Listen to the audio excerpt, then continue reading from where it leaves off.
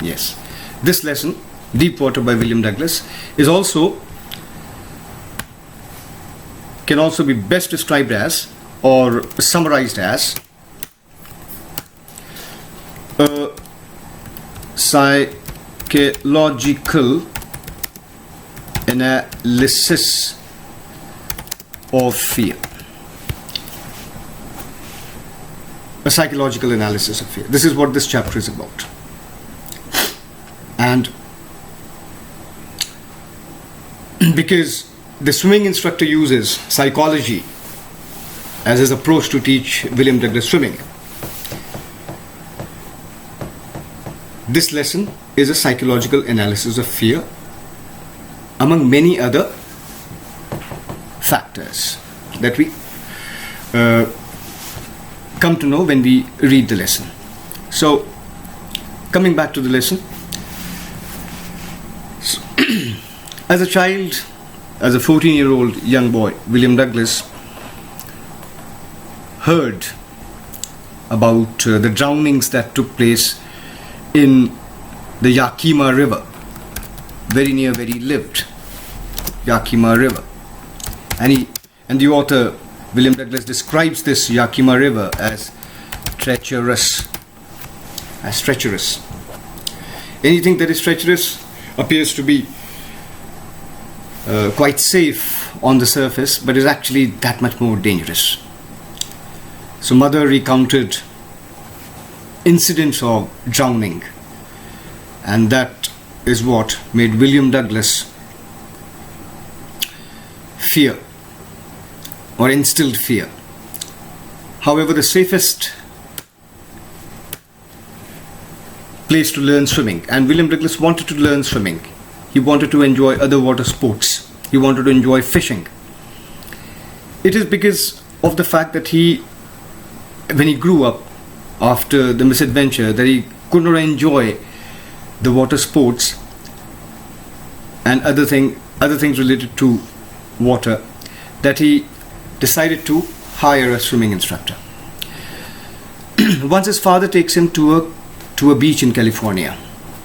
There, strong waves completely knock him off his feet, and fear is registered in his subconscious mind.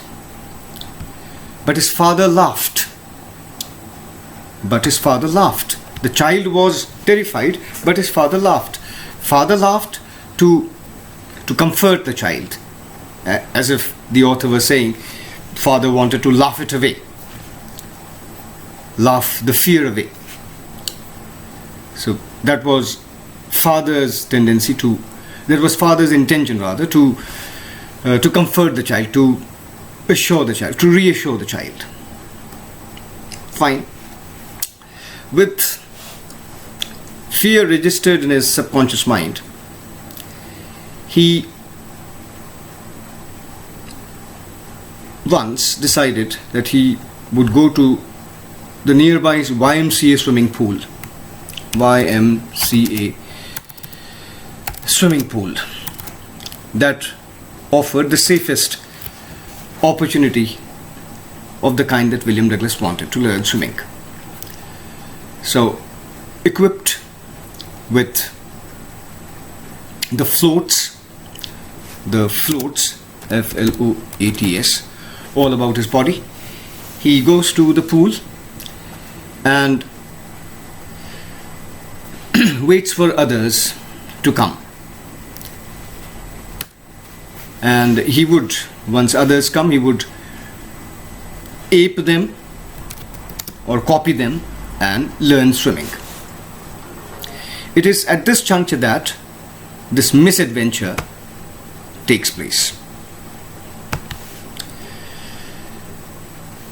A big bruiser of a boy, a big bruiser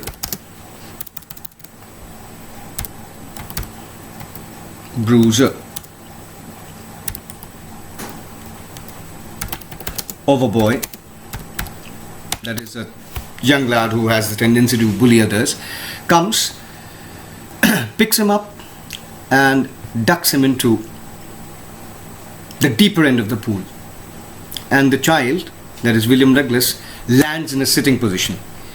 He lands in a sitting position.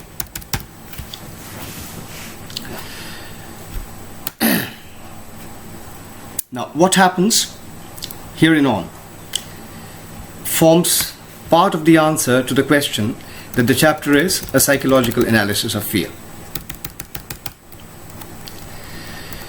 Understandably, he's fear-stricken.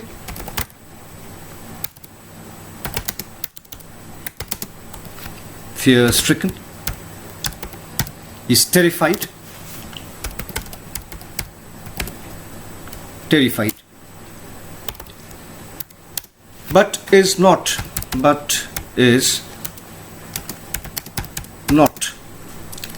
scared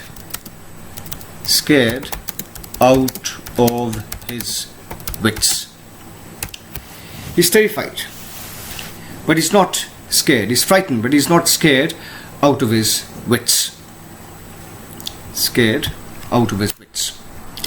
Because he's not scared out of his wits, because he still retains his reasoning ability. Mind you, this is a psychological analysis of fear. That means different stages of fear and their corresponding effects on mind and body. And because he's terrified but is not scared out of his wits, therefore he devises a plan. He devises a plan. And the plan is to touch the bottom of the pool and touch it and use the bottom of the pool as a swimming board. So he plans out that as soon as his feet touch the pool of the water, the floor of the pool, he would use it as a springboard and spring up the surface of water, lie flat on the surface, and paddle his way or swim across to the edge of the pool and be saved. This is the plan that he devises. That he would use the bottom of the swimming pool as a springboard and would spring up like a cork out of the surface of water, lie flat on the surface, paddle his way to the edge of the pool and be saved. He is able to devise this plan because he still retains his reasoning ability. So, as soon as he is hurled into the deeper end of the pool, he starts his first descent. And few moments thereafter, he touches the pool. The pool touches the floor of the pool, which he uses as a springboard, and with all the might that he could muster, that he could gather from all quarters of his body, he kicks the floor and moves upward, but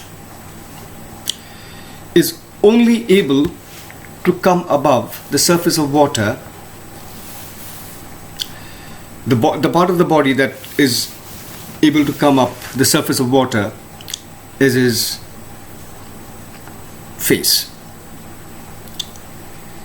That's all. The rest, and immediately thereafter he starts his second descent. The fear has its effect on his mind and body. His legs add to the weight and he appears paralyzed. And at one point in time, during his second descent, he appears to be seized by stark terror.